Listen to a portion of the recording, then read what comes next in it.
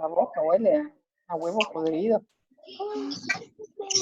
Pura culpa por la Jamie, bañate, pero oye. Ay, ya me bañé. ¿Y qué es lo que va a hacer?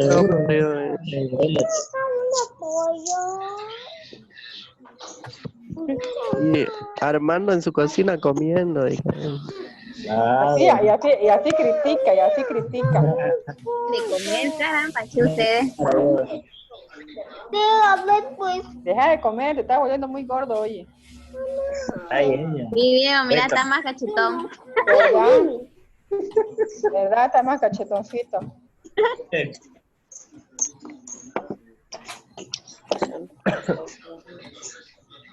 Hay que apagar mi cámara.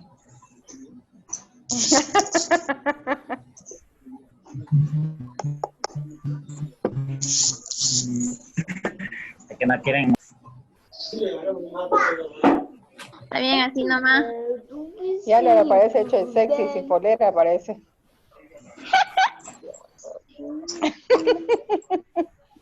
Tiene, solo que parece que no tiene. ¿Lo ves? Parece que no Es que, tuviera. es que son del mismo color. Ese bronca. Ay. ¿Cómo es?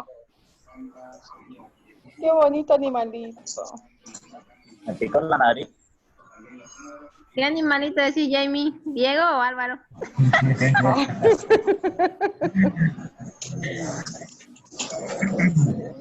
No, que es reunión, mamá. Digo que está enseñando. Después Álvaro.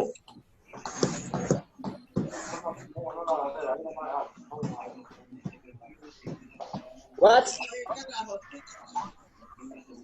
Después están echando palos. Te está echando palo Diego Armando Espinosa.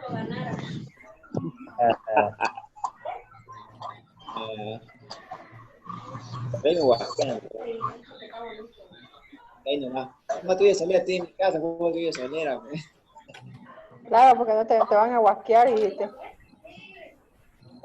Además, siempre he ido de solera al instituto. No sabe la diferencia.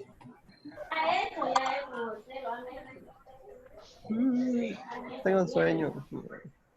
No, si vos vivís con sueño, pestañita. Ya no le digan pestañita, dígale sueñito.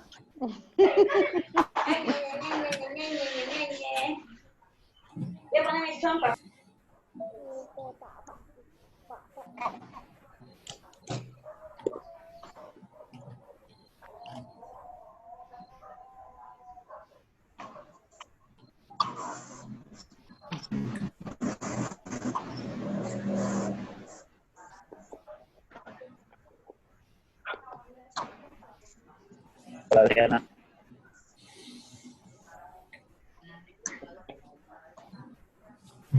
Más nos saludan, no hablan, no nos conocemos. No, ahora somos nosotros nomás. Se callaron un rato. Ustedes ya se conocen, pues ya nosotros no nos conocemos. Bueno, Somos un gusto, tímidos. Me llamo Álvaro.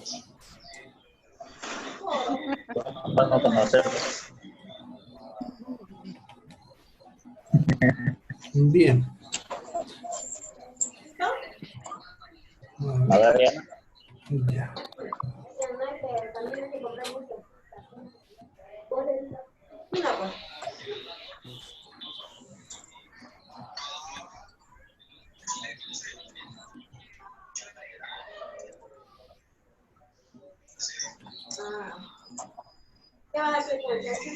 Ahí, José, no. Bueno, entonces estamos hablando de los ARN, los tipos de ARN y cómo trabaja ya llevando la información genética. Ya. Bueno. Entonces, ahora vamos a ver uno de estos. Este de acá. Bien, ¿cómo trabaja todo? El ribosoma es una estructura formada por dos proteínas que aquí nos están mostrando un poquito a la izquierda, ya aquí donde dice ribosoma, aquí fíjense, aquí en este dibujo de acá, nos muestra que está formado por 2 unidades. A ver, creo que no se ve el color. Negro vamos a hacer. Ya. Entonces, acá una unidad y aquí la otra unidad. No sé por qué no está apareciendo. Voy a aparecer las flechitas. Vamos a ver qué ha pasado. Esperen un ratito.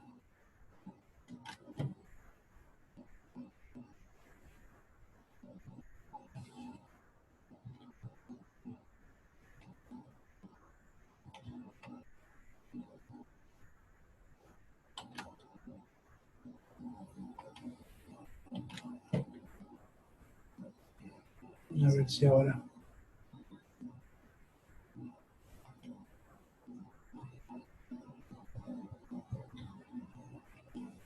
Mira, a ver. Ahora sí, ya. Ya no aparecía la fecha, no sé por qué. Bien, entonces en esa imagen ven un ribosoma, está formada por 2 estructuras proteicas, nos están mostrando ahí con verdecito.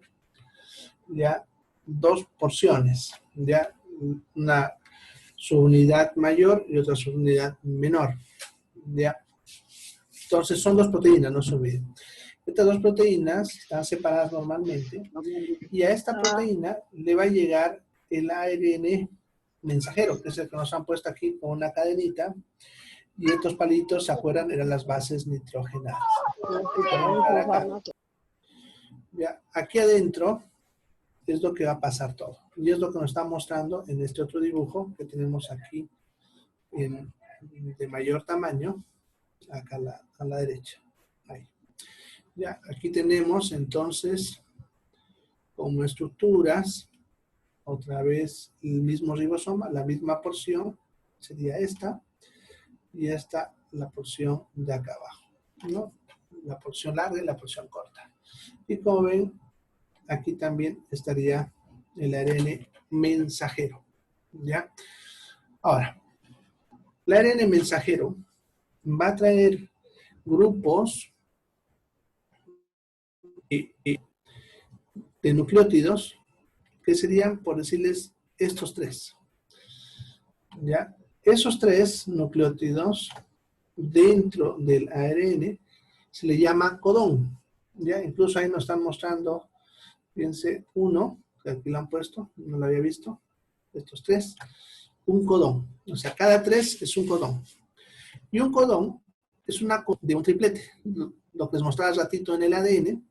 El ADN, acuérdense que la información decía que eran copias de tripletes, ¿no? Entonces, cada triplete es la información de un aminoácido. Entonces, un codón es la copia de un triplete.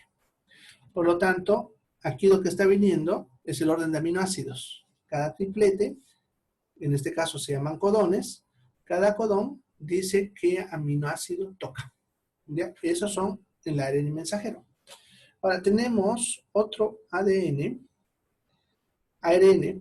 que es el ARN de transferencia. Que aquí no lo están dibujando así, de esta formita. Sería aquí uno, aquí otro, y aquí un cuarto. ¿Ya? ¿Qué es lo que hace el ARN de transporte? Captura a los aminoácidos de forma específica. Que aquí nos están dibujando los aminoácidos con bolitas de colores, ¿no? Esta bolita naranja, verde, violeta, azul, rojo, así, ¿no? Entonces, cada bolita es un aminoácido. Entonces, un ARN de transferencia va a capturar a un aminoácido específico. Pongámosle que este aquí me captura este ARN de transporte, pongámosle que me captura a la valina. Entonces, va a venir, va a dejar a la valina y luego se va a ir a buscar otra valina. No busca otro aminoácido que no sea valina, ¿no? Y así, de forma específica. Ahora, estos ARN de transporte tienen ya 3 bases nitrogenadas, que serían estas 3 que nos están mostrando acá, que se llaman anticodón. De tal manera que ese anticodón encajará solamente en un codón específico. ¿Ya?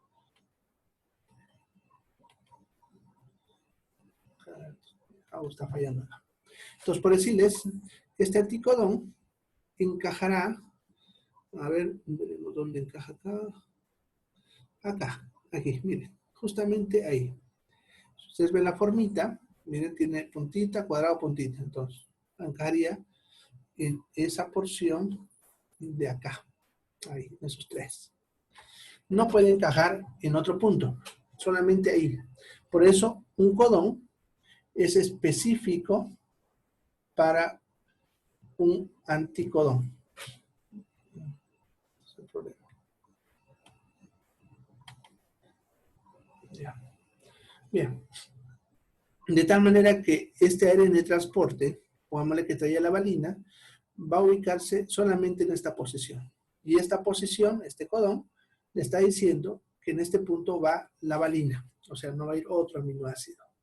Entonces, ustedes se dan cuenta, el ARN mensajero está trayendo el orden. Y los ARN de transporte se van colocando en sus posiciones. Y como traen a los aminoácidos, entonces están colocando también a su vez los aminoácidos en el orden específico. ¿Ya? Entonces, eso harían estos dos. Y aquí arriba, que en el gráfico no muestra, hay otro ARN que se llama ribosómico, que es el que viene uniendo un aminoácido a otro. De tal manera que conforme esto va pasando, se van uniendo los aminoácidos y se forma la proteína. ¿Ya?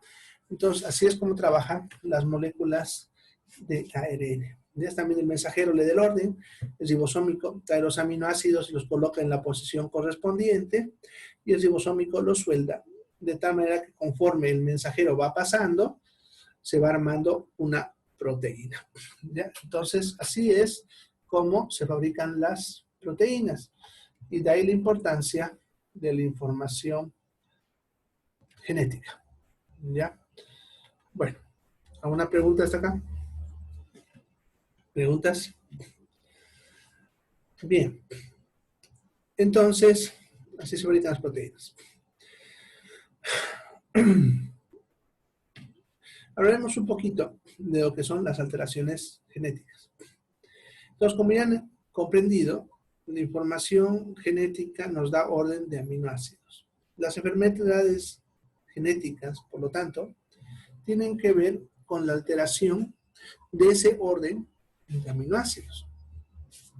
Acuérdense que cuando hablamos proteínas, les había dicho que lo más importante de la proteína para hacer su función era su estructura, no la forma. Entonces di algunos ejemplos, como la llave en el candado, por ejemplo, que para que una llave abra el candado tiene que tener una forma específica. Las proteínas igual, para poder trabajar con algo, tienen que tener una forma específica. Y esa forma de la proteína depende de la posición de todos los aminoácidos y cómo se van colocando. Por lo tanto, si un aminoácido varía de posición, ponle, le falta, está cambiado, se le sumó más aminoácidos, se le quitó aminoácidos. Eso significa que la forma de la proteína no va a ser la misma.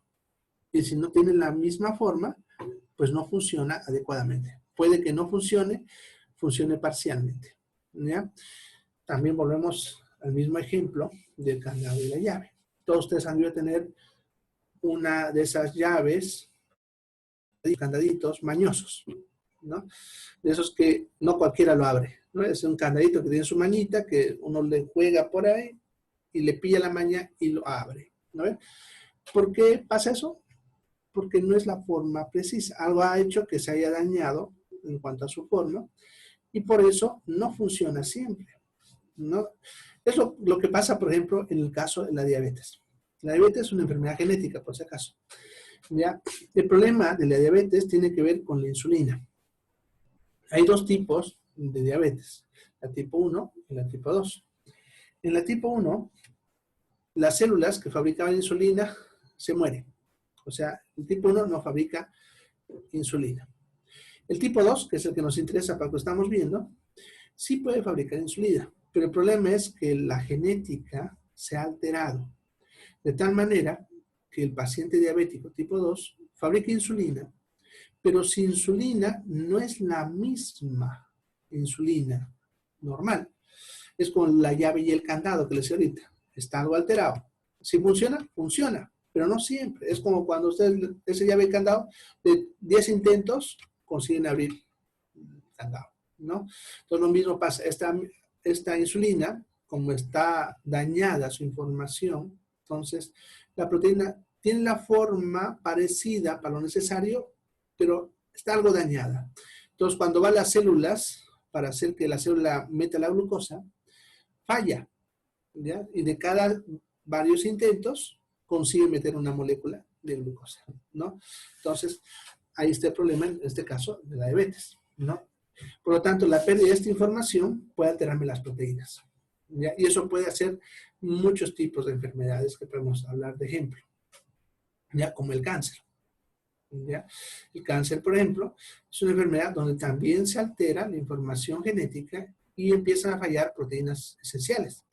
Acuérdense lo que les decía hace rato, que el ADN se va a reparar solo gracias a una proteína que va leyéndola todo el tiempo y si pilla un lugar dañado, lo repara. Pero ¿qué pasa si esta proteína es reparadora? Se arruina.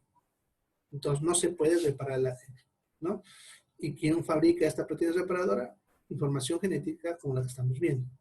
¿Ya? También las mismas células de nuestro cuerpo tienen un mecanismo químico a través de proteínas en el cual si una célula se vuelve maligna, se autoprograma para autodestruirse, ¿no? Y eso evitaría el cáncer. Pero ¿qué pasa si esta proteína que detecta células malignas está dañada? Entonces no la puede detectar y entonces la célula maligna se desarrolla, ¿no? Y así podemos hablar de muchos ejemplos en los cuales una pequeña alteración en esta información produciría una proteína anómala y esa proteína anómala se expresaría con algún tipo de enfermedad, ¿ya? Puede ser que la proteína no funcione por completo, parcial, o de repente no fabriquemos la proteína, simplemente, ¿ya? Bien, ¿alguna pregunta hasta acá? ¿Preguntas? Sobre información genética, enfermedades genéticas. Mentira que les hizo frío que el día llegaron callados. Bueno, de todas maneras tienen cara de cansados, no sé qué habrán hecho el fin de semana ustedes.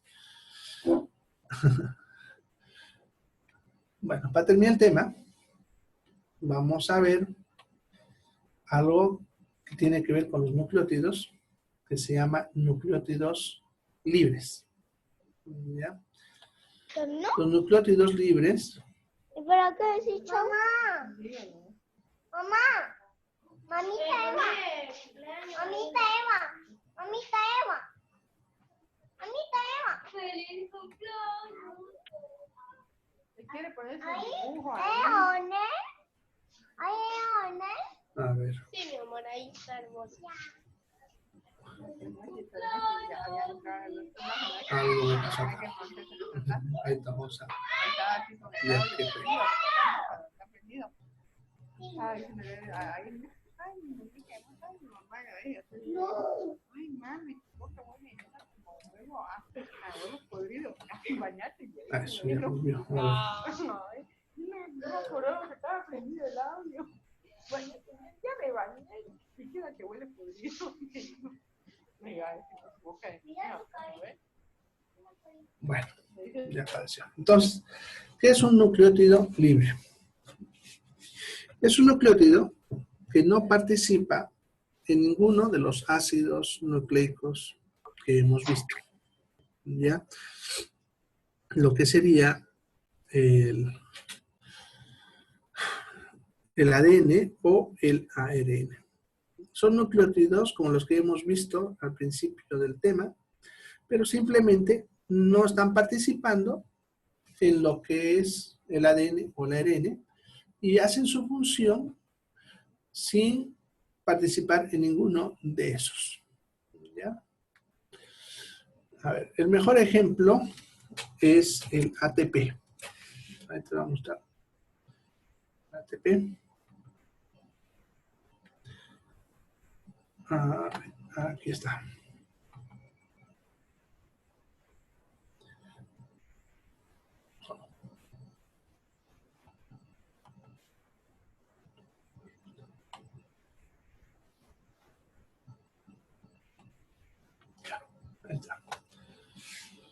Bien, eso que ven ahí es el ATP.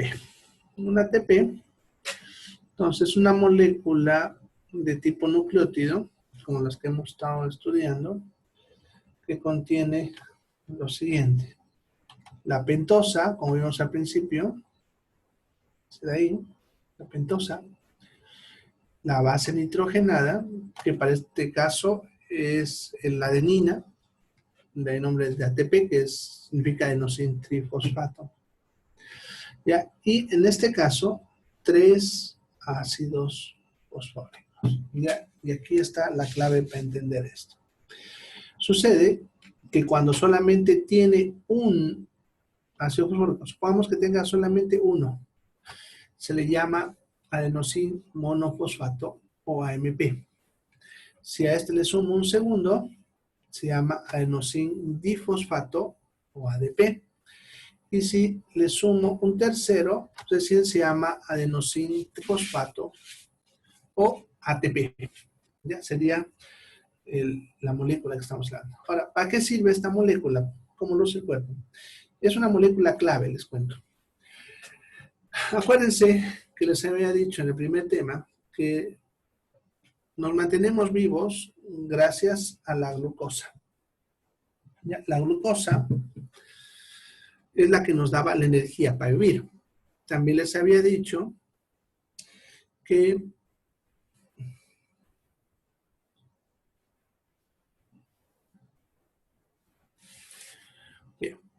también les había dicho que la reacción de la glucosa con el oxígeno era la misma reacción que ustedes veían cuando quemaban madera o cuando quemaban papel. Y esa reacción es la que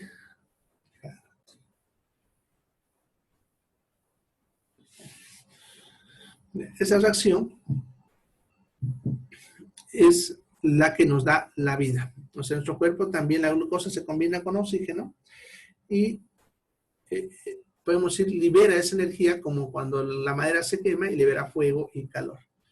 ¿Ya? Pero el cuerpo no se está ardiendo. Entonces, ¿cómo hace el cuerpo para controlar esa energía? Para eso, el cuerpo agarra la energía y la coloca en esta molécula llamada ATP. ¿Ya? Acuérdense que les decía al principio, es primero con uno solo, ¿no? Así. Sería adenosín monofosfato. ¿Ya? Si yo quemo glucosa con oxígeno, se libera energía y esa energía se usa para unir el segundo, convirtiéndolo en adenosín difosfato. Vuelvo a quemar glucosa liberando energía y este se combina con el tercero para formar el adenosín trifosfato, el ATP.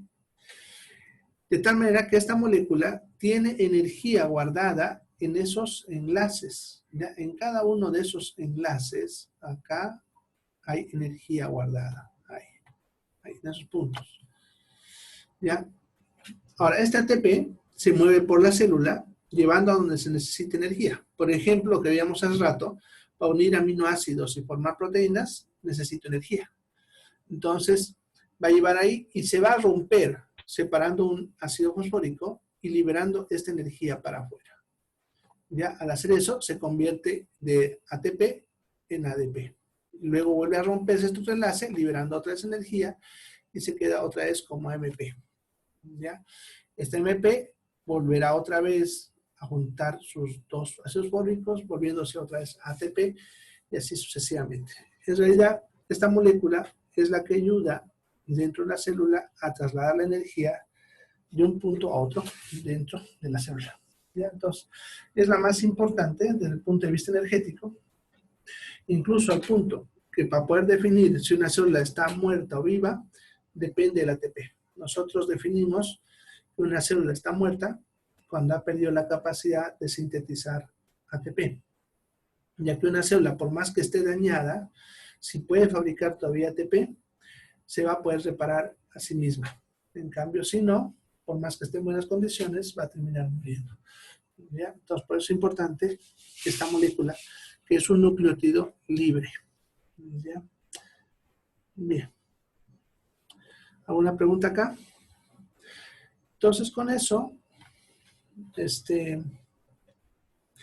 vamos a terminar el tema de nucleótidos. ¿Ya?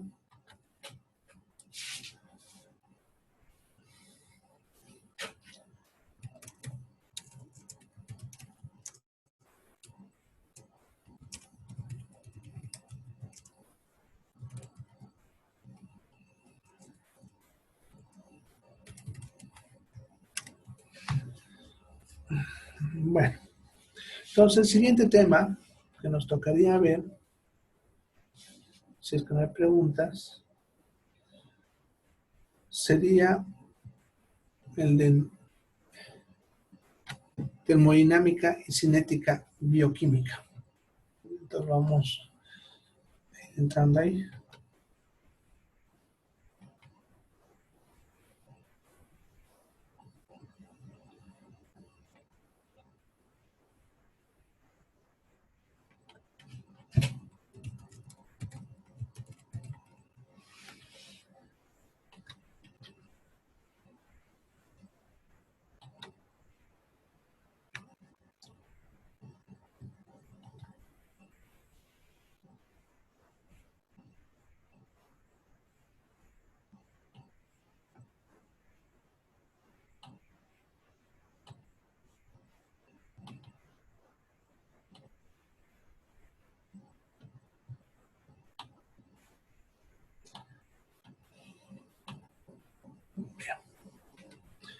Entonces empezaremos ese tema. Ya. Hasta nos dé el tiempo. ¿Ya? Entonces la termodinámica es la ciencia que estudia la energía. ¿Ya? Es una ciencia de la física, por si acaso. Es la ciencia que estudia a la energía. Y la cinética de la ciencia que estudia el movimiento de las moléculas, lo que son las reacciones químicas. Entonces, cuando hablamos de termodinámica y cinética bioquímica, vamos a hablar de lo que es la energía y cómo ocurren las reacciones químicas dentro del cuerpo, lo que se necesita. No vamos a entrar por si acaso como en química, hacer fórmulas, simplemente vamos a entender cómo ocurre, que es lo que necesitan ustedes conocer. Entonces, para entender esto, primero necesitamos saber qué es energía. ¿Ya? Aquí está. Entonces, la energía, como ven, es la capacidad para poder realizar algún trabajo. Ahora,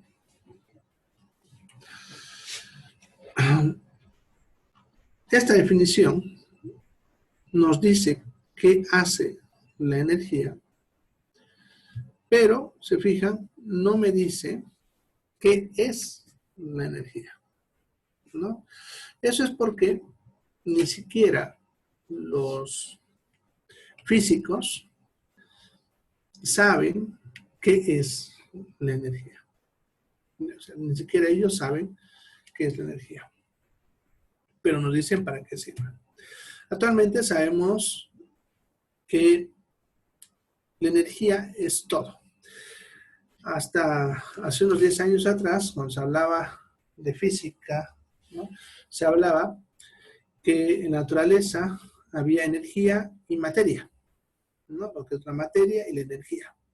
Pero con los últimos descubrimientos sobre teoría subatómica, se ha descubierto que aún la materia es energía. Por lo tanto, actualmente sabemos que todo lo que existe en la naturaleza es energía. De todo, ¿ya? Y todos los fenómenos que conocemos en la vida son expresiones de cambios energéticos. O sea, de cambio de un tipo de energía a otro tipo de energía. Todo lo que ustedes conocen, la lluvia, el calor, el viento, la luz, y como habíamos visto en el primer tema, la propia vida, ¿no? Era una expresión de cambios energéticos, ¿no? Entonces, por eso es importante comprender la energía en bioquímica, porque la misma vida es energía, ¿ya? Ahora, la energía, ¿se acuerdan también de eso? Tal vez lo vieron en física en colegio. Se puede medir de muchas maneras. están los newtons potencia, caballos de fuerza, joules, que seguro con eso les dolía la cabeza cuando estaban en física en colegio, ¿no? ¿Ya? Entonces, hay muchas formas de medir la energía. En los seres vivos, la unidad de medida que usamos es la caloría. Es una unidad de medida, ¿ya? Así como el newton o los joules, por si acaso, que se pueden convertir, ¿ya? Entonces, la caloría es la unidad de medida que usamos para medir la energía en los seres vivos, ¿ya? Su definición de caloría es la que ven ahí, ¿no? A ver, es la unidad de medida, ¿ya?, que usamos para medir la energía en los seres vivos. ¿Por qué? Porque como están viendo también ahí, el calor es la forma de energía más abundante en los seres vivos. ¿Se acuerdan? El primer tema les he dicho que los seres vivos producíamos calor de diferentes formas, ¿no? Energía calórica, lumínica, eléctrica. Incluso les expliqué, ¿se acuerdan que el cuerpo botaba luz, ¿no?, pero que no la veíamos? Pero la forma de energía más abundante es el calor. De ahí que se usa la caloría, ¿ya? Ahora, como usamos esa forma de energía, podemos cuantificar cuánta energía nos introducimos en las moléculas que nos proporcionan energía. Y eso es lo que tienen en el cuadrito ahí abajo, ¿ya? ¿No? Por ejemplo, 1 gramo de carbohidratos que nos consumimos me van a proporcionar, como están viendo, 4 kilocalorías. Ya, por gramo de carbohidrato que me como. Eso significa que si yo me como 100 gramos de carbohidrato, me estaría metiendo como 400 kilocalorías. ¿Ya? Más o menos es lo que se comen en un plato de arroz. Por si acaso un plato de arroz más o menos tiene entre 75 y 100 gramos, ¿no? Un plato de arroz. Entonces estamos hablando que un plato de arroz te va a dar más o menos 400 kilocalorías. Supongamos que en ese día ustedes se comen 2 platos de arroz al mediodía y 1 en la noche. Estamos hablando de 1200 kilocalorías en su arroz solamente. ¿Ya? Solamente. Y eso solamente hablo de arroz. Hay que contar todo lo demás, ¿no? Eso es en cuanto a carbohidratos. 1 gramo de proteínas también me da 4 kilocalorías. Sin embargo, de estas 4 no se usa en su totalidad porque parte de esos aminoácidos son usados para fabricar proteínas, ¿no? Entonces, solamente un 2 más o menos se suele calcular. Pero usamos este valor para hacer los cálculos calóricos, ¿ya? Y 1 gramo de lípidos proporcionan 9 kilocalorías, ¿no? Por cada gramo de lípido que ustedes se comen. Entonces, esto que están viendo, que se suele llamar con el término de molécula calórica, ya es el valor por kilocaloría por gramo que comemos. El trabajo de un nutricionista, por ejemplo, consiste en usar esto de base y calcular cuánto de calorías te metes un alimento, ¿ya? Es un proceso larguito, pero para eso suelen usar unas tablas en la cual por cada alimento se sabe cuántos gramos tiene de cada cosa, ¿no? Entonces, por ejemplo, por decirles, va a decir 100 gramos de arroz, tiene 90 gramos de carbohidratos, 5 gramos de proteínas, 5 gramos de lípidos, ¿no? Y así. Y por cada alimento ellos tienen eso, y eso multiplican por esos valores, y así se puede saber cuántas calorías se está introduciendo uno en lo que está comiendo, ¿ya? Ahora, también se puede hacer cálculos inversos. Por ejemplo, normalmente para un adulto el consumo calórico diario está entre los 1.800 y 2.500 kilocalorías por día en un adulto, ya dependiendo de la actividad que realice y todo. Ponle que esté en 2.000 kilocalorías para esa persona. Si esa persona come exactamente los 2.000, lo cual es difícil porque no estamos calculando, pero si comiese 2.000 cabalitos todos los días, no subiría ni bajaría de peso. ¿Ya? Aún variando con un 10% hacia arriba o hacia abajo, tampoco subiría ni bajaría de peso, ¿ya? Pero supongamos que ese día, en vez de 2.000, se comió 2.900 kilocalorías. Estamos hablando que se sobrepasó con 900. Si nosotros agarramos esos 900 kilocalorías que sobraron, que se metió por demás, y las dividimos por 9, podemos saber cuántos gramos de grasa va a subir ese día. Y es facilito, 900 dividido entre 9 son 100. Entonces, ese día esa persona va a subir 100 gramos. ¿Ya?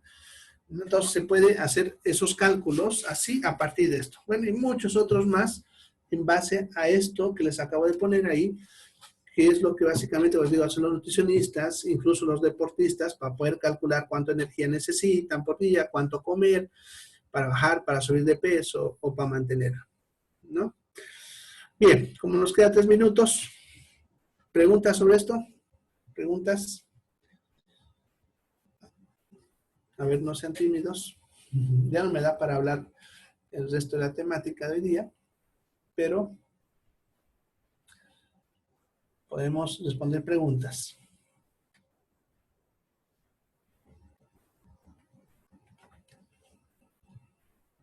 Mentira que están callados hoy día, ¿no?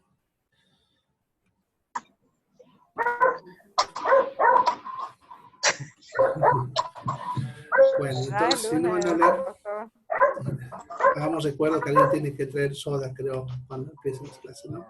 Probablemente el lunes ya se puede ir al instituto. Ese es Diego el que tiene que llevar soda. Voy a llevar sodita. Mañana yo voy a ir al instituto, me están citando allá para hacer una inspección. Entonces voy a ir en la mañana para inspeccionar el instituto, para ver si cuenta con condiciones. Dependiendo de lo que diga la gobernación, si se levanta y pasamos a amarillo, pasamos, ¿no? Ojalá, si doctor. metemos en rojo, ya saben, ¿no? Ojalá ya empecemos con amarillo, para que podemos ir de a poquito al instituto, porque ya también ya es hora de que nos empezamos a mover. Así es. Bueno, a ver, veremos, a ver cómo va esta semana. Yo creo que bien. Bien, sí, debe ser porque es lunes que están callados, ¿no? Sí. De la costumbre de cuando no había cuarentena, de estar el lunes cansado. Ya. Bueno. Bueno, era soda, no era vino, pero... ¿A quién tomó mucho No, vino?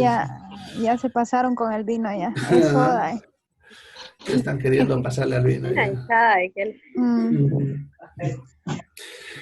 Yo les dije solamente una copita por día, por si acaso. Y eso, cuarta copa. Es que estos se emocionan, doctor, se emocionan. Ya quieren botella, ¿no? Sí, una pregunta. El examen sí, va a ser el viernes. ¿Ya? Sí. Como no se va a ¿Cómo levantar va la a ser el cuarentena, examen, doctor? va a ser en línea. Ese día tienen que estar en punto, porque voy a abrir, va a ser cuestionario, parecido a lo que le están haciendo, pero un poquito más amplio. Y por decirles, voy a abrir a las 7 en punto y va a cerrar a las 8 en punto. O sea, van a tener una hora para resolverlo. Ya más o menos le voy a dar 2 a 3 minutos por pregunta. Así que prepárense, no está tan fácil. No se puede copiar cuando hay tiempo límite, ¿no? Así que prepárense bien. Bueno, pero va a ser viernes. Bueno, ya está acabando. Entonces nos vemos mañana. Se cuidan. Sí, todo lo avanzado va a ser. Todo. Nos vemos esta mañana entonces. Se cuidan. Puede ser que sea un poquito más de 20. El viernes es el examen.